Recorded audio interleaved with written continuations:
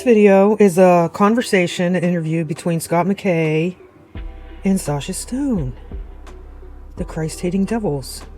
The reason that I'm even talking about them is because of this, especially. You see, they're both very prominent in this movement, this patriotic blend of New Age, Great Awakening. And it's just my opinion that what we're looking at here is not good versus evil. It's more like Nazis versus commies, or fascists versus socialists, or it's all socialist. And look, they get their name right out of Alexander Dugin's book. Furthermore, we have Scott McKay here with his glory, Dave Scarlett. And I have done a video on that. I'll try to link any related videos on my community page. And then, of course, we have Dave Scarlett and Julie Green. So this is like all mixing together. And then we have Dave Scarlett with Bo Polney and Amanda Grace. Amanda Grace, who's got the mantle from Kim Clement. Right? Furthermore, this is a very interesting one. Look at his face. Look at all their faces. Here's Dave Scarlett, and he has the generals on sometimes. And so you have Major General Paul E. Vallely, who's used to be like a Fox military analyst, and now he's going on here with his glory Dave. Well, Paul E. Vallely is also featured in this video I did about the letter you can't say, the no-no letter. Because his name is on this document with Michael Aquino. There they are, right there. Michael Aquino and his commander, Paul E. Vallely. And this is the Presidio base in San Francisco, which is also connected to a huge SA, maybe even SRA, abuse scandal, where Michael Aquino was accused of harming children in a very demonic way. Okay, and here's Colonel Michael Aquino in his full military uniform. And then here he is with Sammy Davis Jr. and Anton LaVey. And he started his own satanic church called the Temple of Set. And here's a meme I found, but it is actually truthful. One of the main strategists of fourth generation warfare, I think Michael Flynn talks about that a lot, operation known as the War on Terror, is Michael Aquino, the former head of all U.S. military psychological warfare operations. Before being promoted to the post of PSYOPs chief, Aquino was expelled from the Church of Satan for being too evil, and then implicated in one of the most horrific child abuse scandals in American history. What does this have to do with Sasha and Scott McKay? Also, I should tell you that I will have to probably bleep out some words and fuzz out some certain letters of the alphabet. And there is some swearing these guys do, and I will try to bleep out as much as I can. And here's a short clip from my previous video about the plan with Vallely and Aquino. Military employs psychological operations to support field operations and strategic goals. PSYOPs are no longer limited to foreign audiences, as the paper Mindwar by General Paul E. Vallely and Colonel Michael Aquino, the Satanist, makes this very clear. And here's the front of the paper. From PSYOP to Mindwar, the Psychology of Victory. One of the things that is discussed in this paper is how the Vietnam War was lost in the hearts and minds of the American people at home. The logo at the top says, "Support by Truth," and indeed the Mindwar paper discusses using truth to gain the trust of the target audience and to develop a perception as being trustworthy. Within the U.S. military, PSYOP has habitually been relegated to a back backseat as a force multiplier. The principal strategic decisions are made in consideration of traditional political and military interests and goals. Only then is the PSYOP invited to the table to help achieve already agreed upon missions more efficiently. Mindwar reverses this sequence. Psychological means for achieving victory, essentially through convincing the enemy that he really wants to bring his national policies into harmony with ours, are fashioned in support of basic political goals. The use of ordinary military force, bombs and bullets, etc., is regarded as a last resort in circumstances wherein mind war by itself fails. Aquino explains that before the Vietnam War, the use of psychological operations were limited and almost disinterested. He believed that by adopting mind war, a battle could be won without any bullets ever being fired. This new battlefield would be within the minds of men. Here's a little more info on mind war. Vallely co-authored a 1980 paper with then PSYOP analyst Michael Aquino titled From PSYOP to Mind War, The Psychology of Victory. Mind war is defined as the deliberate, aggressive convincing of all participants in a war that we will win that war. The paper contrasts the use of psychological operations such as propaganda with a new approach. The paper contains this passage. Unlike PSYOP, mind war has nothing to do with deception or even with selected and therefore misleading truth. Rather, it states a whole truth that if it does not now exist, will be forced into existence by the will of the United States. So in a sense, they are using truthful things to deceive and manipulate and to control and to redirect and to lead people in a certain direction. About Presidio, which is the military base where Vallely was the commander and Aquino was, there was a child sex abuse case. This is from PubMed. Preschool child abuse, the aftermath of the Presidio case. In the abstract, it says, a case study is presented of girls who were among the preschool victims of sexual abuse linked to occult rituals that occurred at the Presidio Army-based Child Development Center.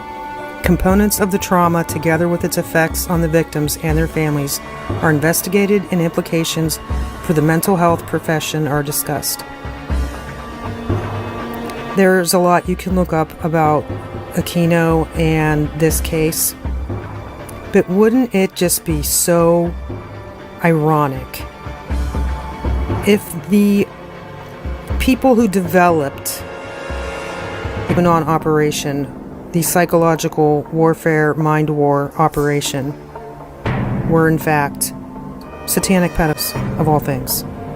How ironic.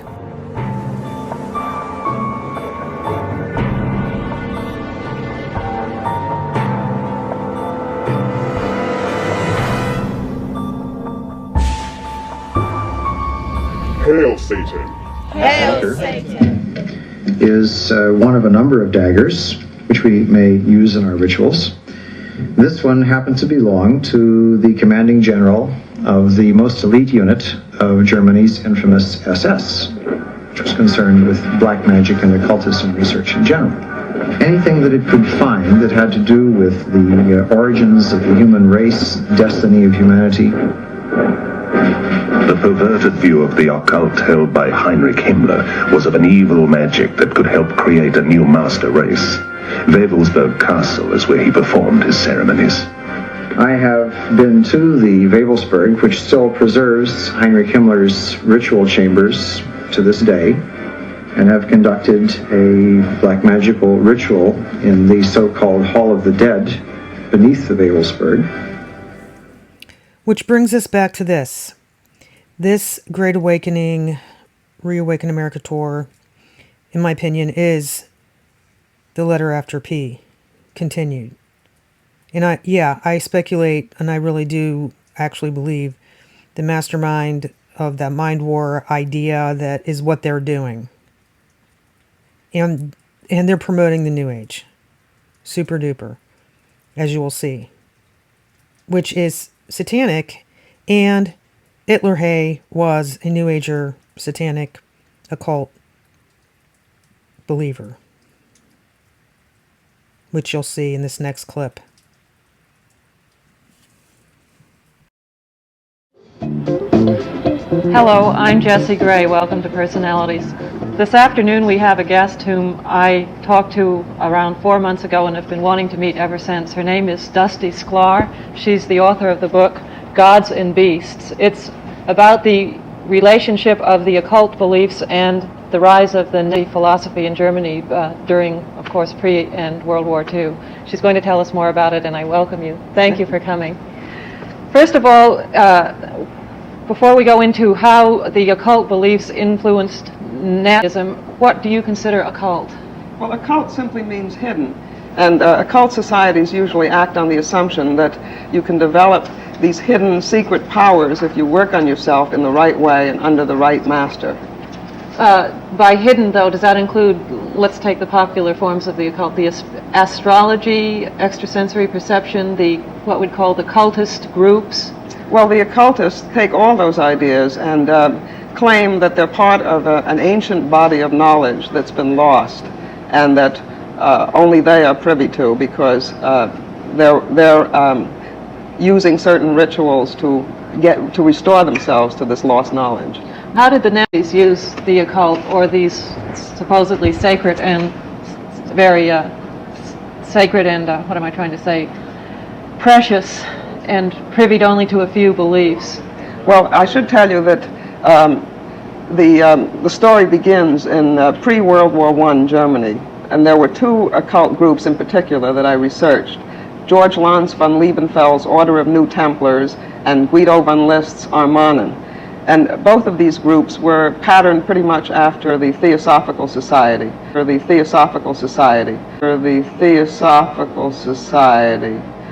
Madame Blavatsky had developed a package that appealed to many people all over Europe and in America, and she became the model for occult groups at that time.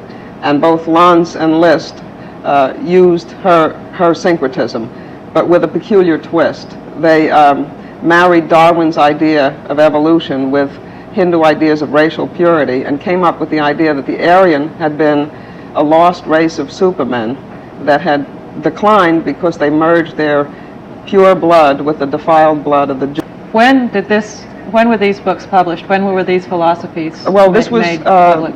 shortly before World War I, at the turn of the century. Oh, for goodness sake.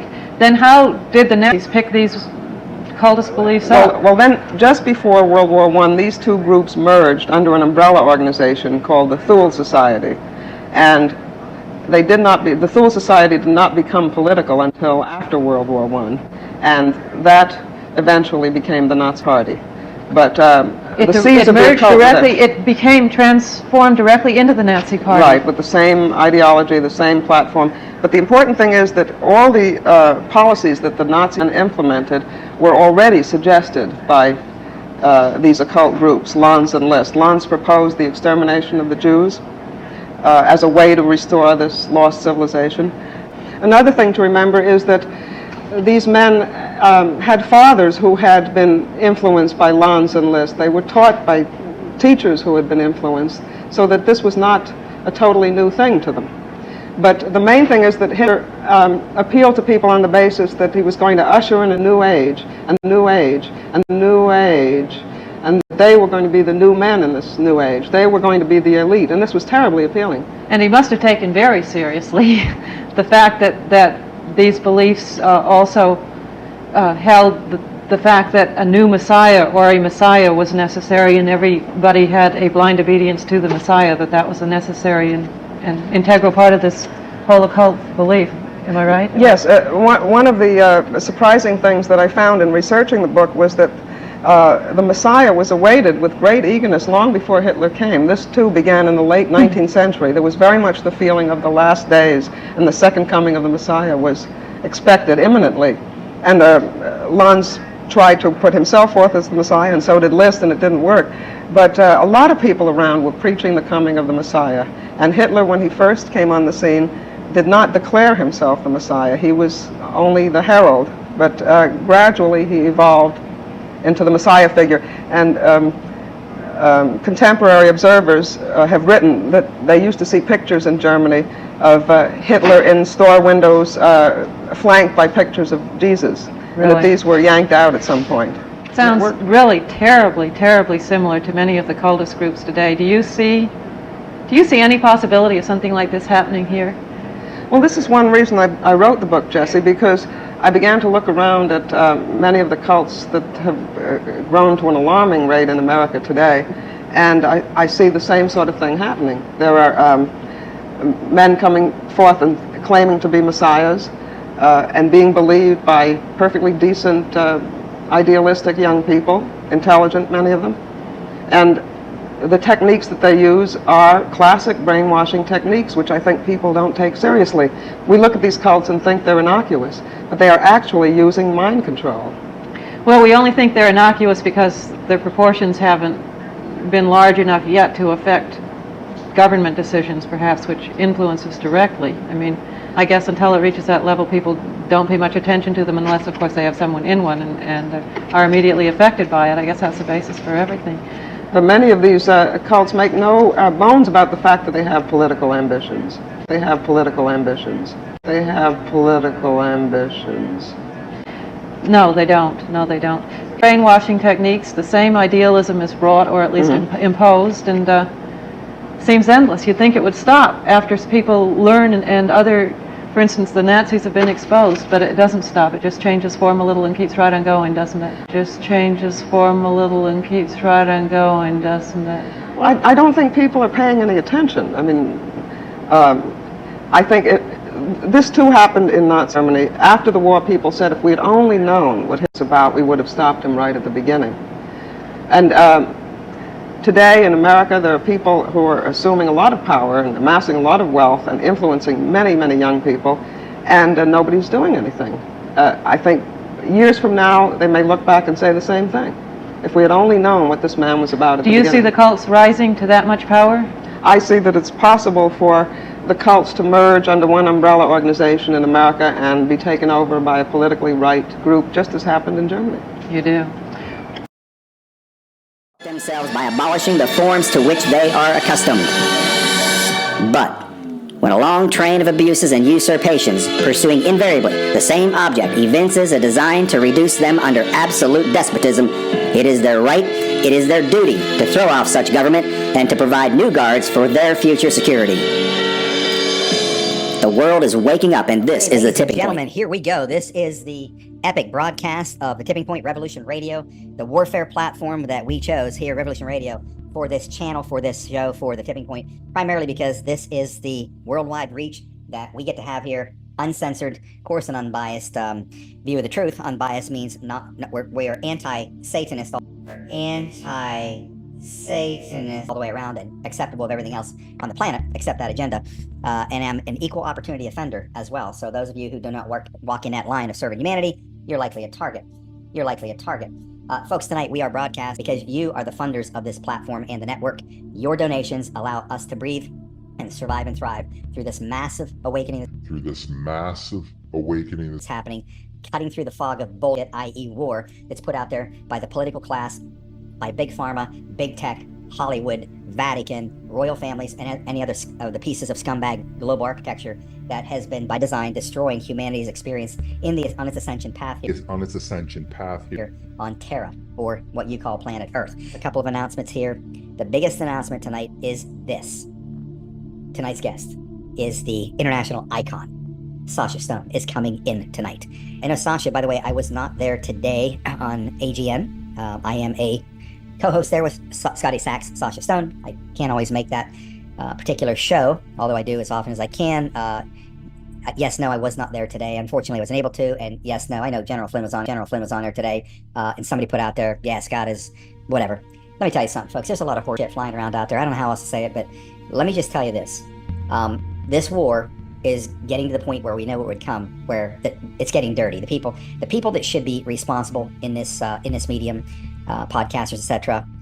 I'm seeing things that aren't surprising to me because we were told this was coming. But I mean, I'm watching this podcast world basically melt down, and I want to say I don't get it, but I totally get it because this was predicted. It was foretold.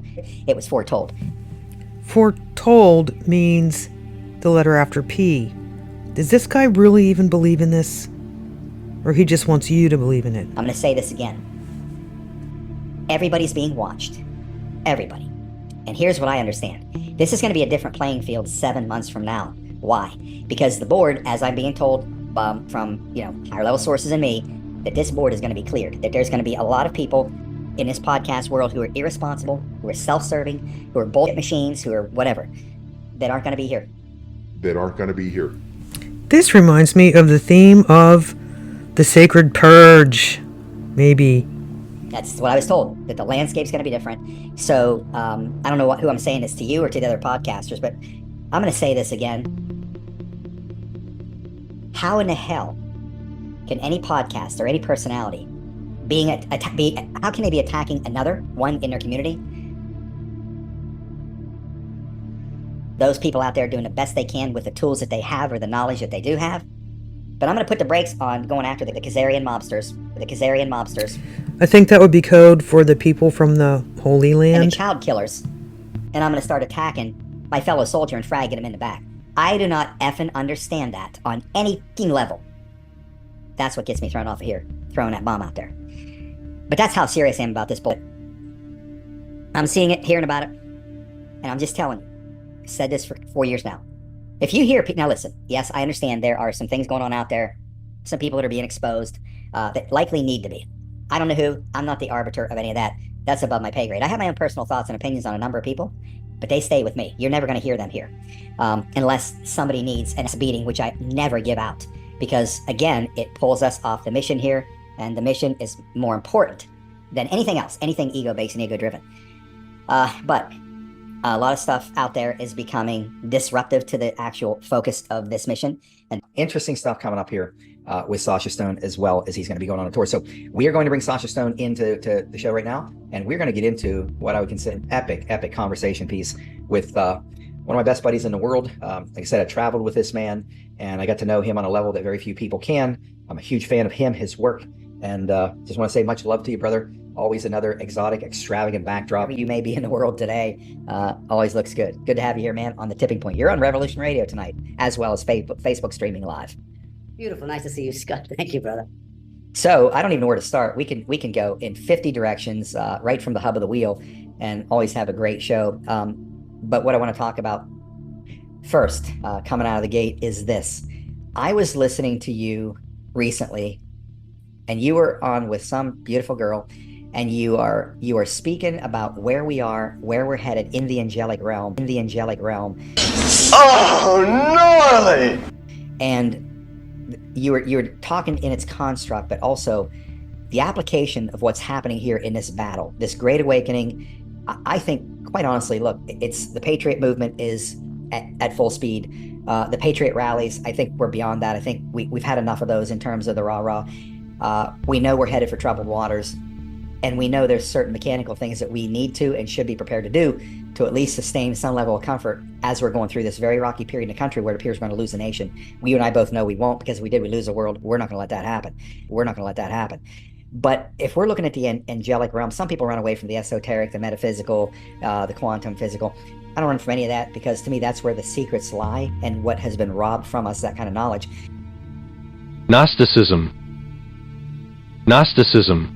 But when you speak specifically on this angelic realm of what I don't even know how to ask the question, what it is, how it is not just a piece of who and what we are, it's all of who and what we are, and how they've been able to pull this veil over us so we can't see it, and if we could right now, not even understand it. I saw you having this dialogue, and I thought, man, I've got to bring you down this track on the show here. Gnosticism.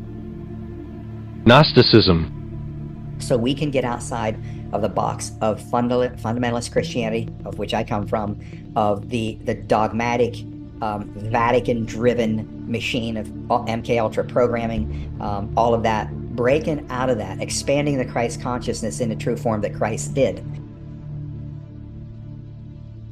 and try to communicate to us. So let's just have Sasha launch into where we are now and what all of this means, how it was foretold, and what is it going to look like.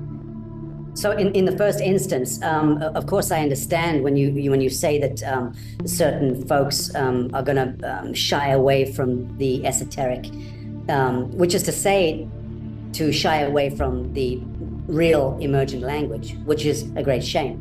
It is precisely religion, monotheistic religiosity, which bludgeoned out of us, especially the white-skins, an innate capacity to connect with the wisdom flame. The wisdom flame.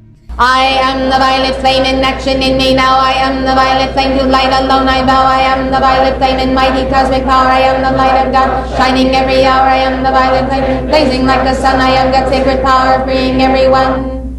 With the esoteric realms, the mystical tradition, so to speak. So let me just remind those hardened, more skeptical people who would shy away from the esoteric elements. This is directed at you, Christian. That's what this is. This is directed at Christians to turn them. Let me remind them that the roots of the Christian faith are utterly drenched, steeped in the mystical tradition.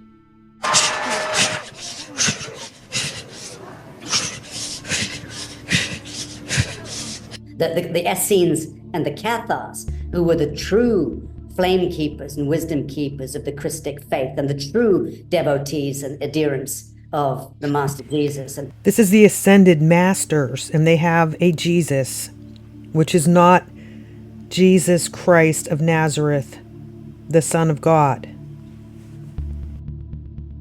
Held true to the real fellowship that the life and times of the Master from Nazareth urged upon all of humanity. Let us not forget that it was the Essenes and the Cathars, and they were utterly steeped in the mythic and mystic tradition. So it is the mystical traditions of Islam, Sufism, that has its beauty and its majesty as well. Once that was converted into monotheistic religiosity, as with the Judaic faith, the mystical traditions of Judaism, the Zohar, and the kind of Kabbalistic leaning, the sacred numerology leaning, which now, today, religious adherents will say that's all witchcraft and hoo-ha. No, that's not. That's the wisdom flame. When thou art come into the land which the Lord thy God giveth thee, thou shalt not learn to do after the abominations of those nations.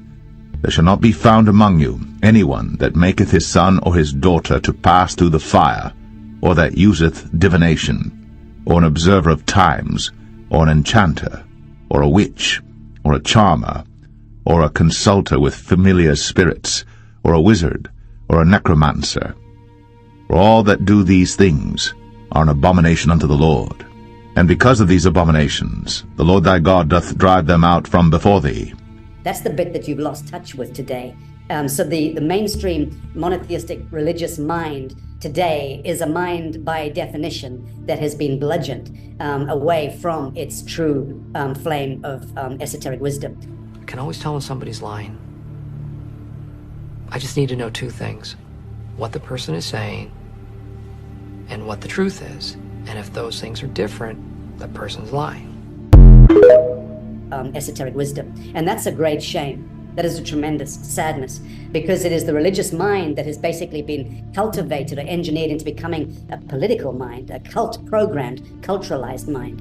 So I'm not afraid to move into the esoteric realms, nor are you. That takes us into the metaphysical realms. The metaphysical realms are an indicator toward the hyperdimensional realms. The hyperdimensional realm is where we begin to see the actual play. The actual play out of reality is taking place there. Gobbledygook. So let me ask that that mainstream, somewhat blindsided, myopic Christian worldview. Let me challenge that for a moment. Why do you think it is that we're about to tiptoe into a total solar eclipse in a few days from now, on the 8th of April? Why do you think that the trajectory of the total eclipse of the sun over North America is going to traverse exactly overhead 7 towns called Nineveh in the United States? And why do you and no other towns in the United States or North America called Nineveh, just the 7? Why do you think the trajectory of the solar eclipse goes exactly over the arc in the sky, over those 7. This was known to the forefathers. This was known to the founding fathers, to the Midnight Masons, who were behind the design and the engineering of the United States, and even the whole 1776 hoo-ha that we're all very kind of committed to. The DNA, mRNA. See how he blends those two together real fast? Of the average American is the melting pot, the cauldron of all of humanity, the rainbow tribe, if you will.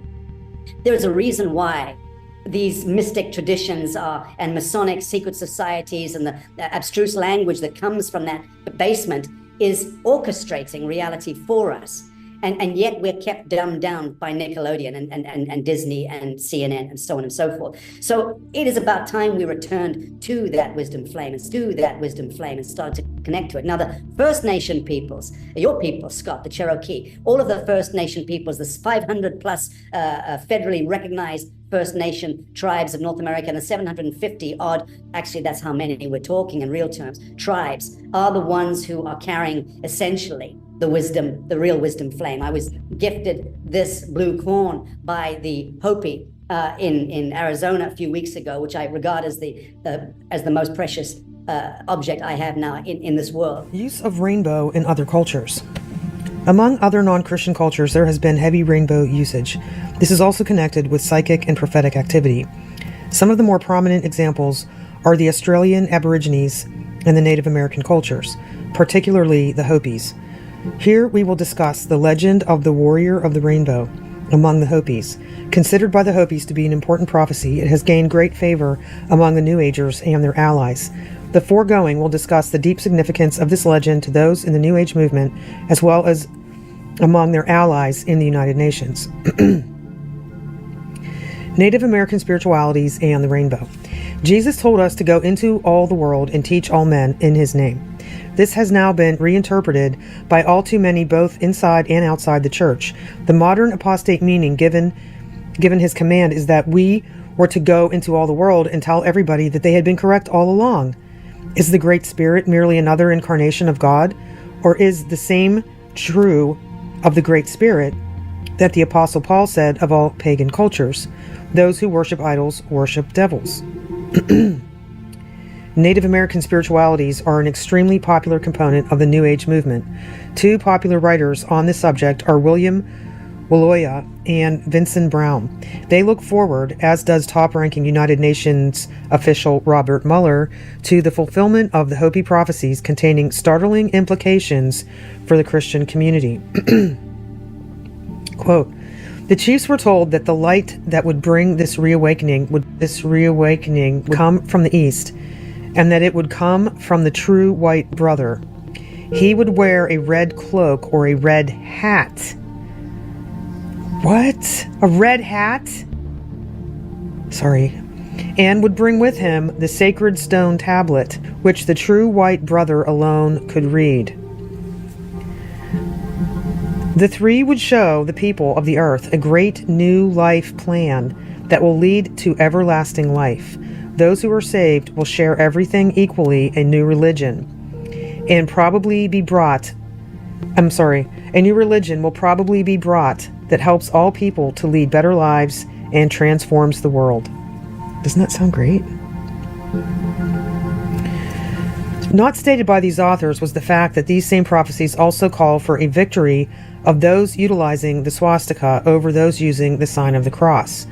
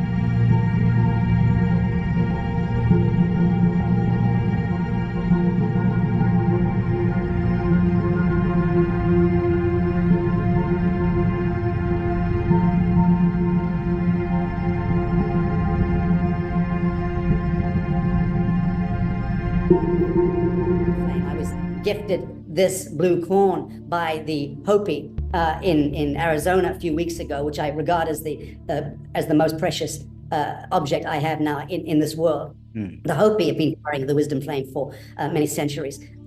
It's all coming to roost now. This year, 2024 into 2025, not by Sasha Stone's woolly-headed decree, but by the decree of prophecy of the Rainbow Tribe, of the eagle and the condor, of the Hopi, of the Bible prophecies, Nostradamus prophecies. They're all vectoring into the here and now.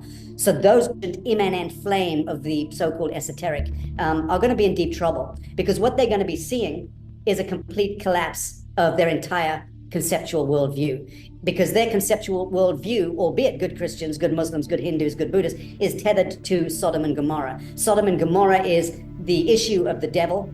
We're living in a dualistic universe. Gnosticism. It's playing out in social politics and economics, and right here, right now, we're seeing a collapse of the citadel, of the Babylonian citadel,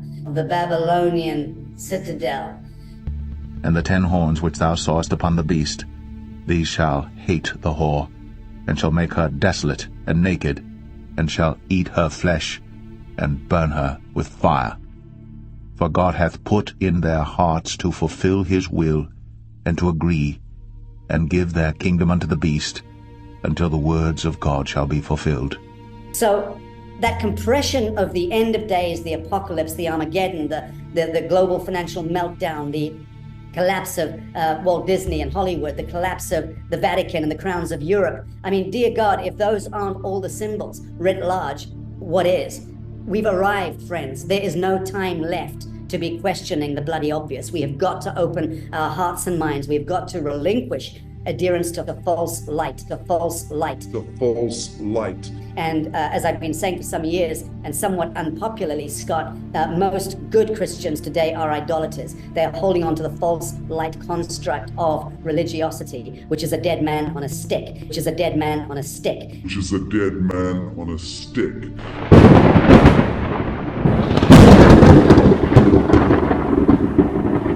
Now that kind of language scares the hell out of most Christians, and it shouldn't, because there is no part of the message of the Master Yeshua, the Master Jesus, that asks us or invites us to revere and worship at the broken feet of a dead man nailed to a cross. That stuff seems to be the issue of Council of Nicaea, the Roman Catholic Church, which is predicated on the murder of the Cathars, the real fellowship of Christ. So we're in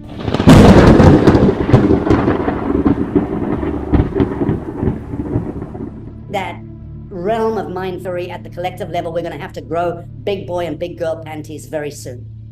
That's the one thing, Sasha, for me, is the anchor that I think is going to be the biggest barrier. I think, first of all, I said this here many times, stages around the country, large church stages, and I said, look, the worst thing that's ever happened to America or to humanity is religion. Religion's the single worst thing. In case you haven't noticed, what he actually means is Christianity, believing that Jesus is God Almighty. That's what he means. That has ever happened. Look, you got to use some common sense here. Our Creator, this all-knowing, this all-powerful deity of light, conscious thought, a photonic signature that is of and created all things, is not going to create an architecture that's going to cause confusion. That's absurd. I was born a sinner. If I'm made of perfect creation, how can I be a sinner? Well, there you go, folks. That is the number one step to become saved, is to realize that you're a sinner and that you need a savior. But no, these people do not believe that. They believe that they're little gods, or they forgot that they were little gods. This is the Luciferian doctrine. Remember in the beginning when he said, I'm anti-Satanist? No, he's not anti-Satanist. He is totally Satanist. Look, I have friends who are devout Christians, and they don't like how I talk. They love me as a human, but they can push aside what I say because we have a relationship. But this is my thought and feeling. As a born-again Christian at 14, my head was in that book, 300 days a year for 20 years. You have to sit back and let your spiritual intuition guide you on what's bullshit and what's not. Being sold that I'm a sinner That's a way to bring down the power of one's own image of self, which can be very valuable even in this matrix for having the confidence to be able to stand your ground in a spiritual light versus what the dogmatic army is marching toward you. That's how I see it. So I don't mind defending my Christian friends. I have friends that are pastors that have opposing views, but we still have love for each other and respect. That's what true Christedness is. That's what a true friendship is. We can have differing opinions on how we feel about things. I'm not smart enough to have gone to seminary or read enough to come to these conclusions. These are what come from me internally through my soul into my consciousness that settles in on me in a way that I'm very comfortable with saying it, because I obviously believe it. I'm tapping into my higher self, or into my higher self, higher dimensions, because it certainly can't come from the rudimentary thinking that I possess in this matrix. That's why I have a comfort level with it. We really do need to pray for people like him and those who are being influenced by him, and similarly, people in the NAR who also have a Luciferian doctrine. Our second half right now, and just to show all of you, since we're talking about Christ and the Christ consciousness right here, I do have my armor of God on right there. We're wielding the sword of the Archangel Michael. I borrowed it just for the show. This is a battle we're up against, and for, again, my Christian friends, understand we do still think the same. False. I do not. I've identified my church in the country is Pastor Bob Joyce's church in Benton, Arkansas. Okay, this is just kind of funny. Just wait for it. I just had to show you this. Is this man actually Elvis Presley? Many people believe Elvis Presley faked his own death for protection against the mafia, and there was no evidence until now. A man named Bob Joyce, who's a pastor living in a small town in Benton, Arkansas. Many people believe this is Elvis Presley. There have been sights of Bob Joyce at Elvis's house Graceland on Christmas, and this isn't even the scariest part. Bob Joyce was actually rumored to have attended Elvis Presley's daughter's funeral, which was an invite-only event. There's many of other signs that Bob Joyce is Elvis Presley living out his older days without the fame, including the fact that no man has ever come close to singing like Elvis Presley except Bob Joyce.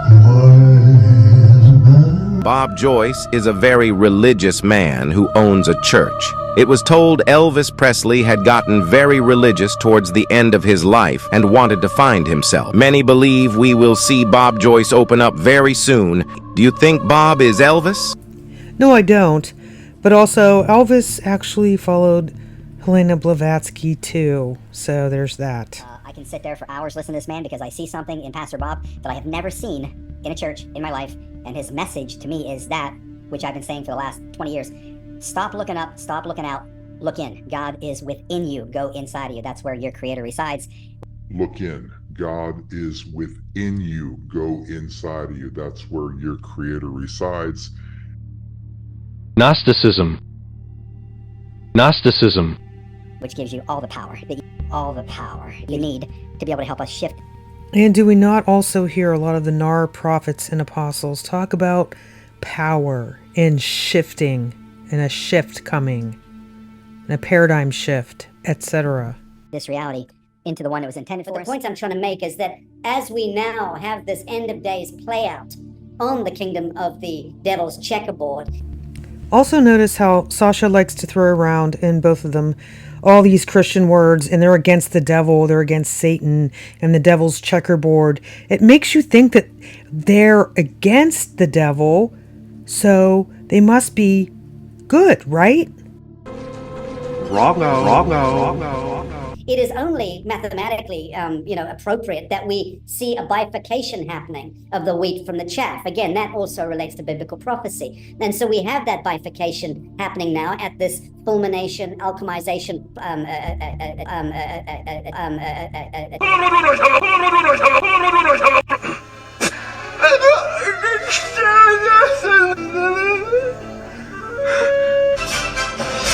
at the end of this great cycle. What is that going to look like? It means that humanity are bifurcating into essentially one of two types. The one that is in a state of constriction, fear, genuflecting to authority, rolling its sleeve up when it's told to do so, taking the knee and paying coin to Caesar, abnegating any soul sovereignty or conscience or consciousness by definition, and participating in this emergent AI, transhumanist, ghastly Luciferian smart city agenda. Great. roll your sleeve up, get your chip. You will be minimized. You will be reduced into that kind of creature. You might live a long time. You will be plasma harvested for the rest of your days. And conversely, there's another kind of human that's emerging, Scott, and that I refer to simply as the living sons and daughters of God, the living men and women of the living soil, those who say, get thee behind me, Satan, those who can clearly see white from black and good from bad and night from day, and Anthony Fauci from their local naturopath. So we can see quite clearly, we're in a state of expansiveness, of affirmation, of abundance, We're looking into the immanent nature of reality. We're touching those mystical roots of our faith, and we're feeling fueled and affirmed and empowered by that endowment of a real relationship with Christ, or a real relationship with God, which is a dead man on a stick, which is a dead man on a stick, which is a dead man on a stick. Run.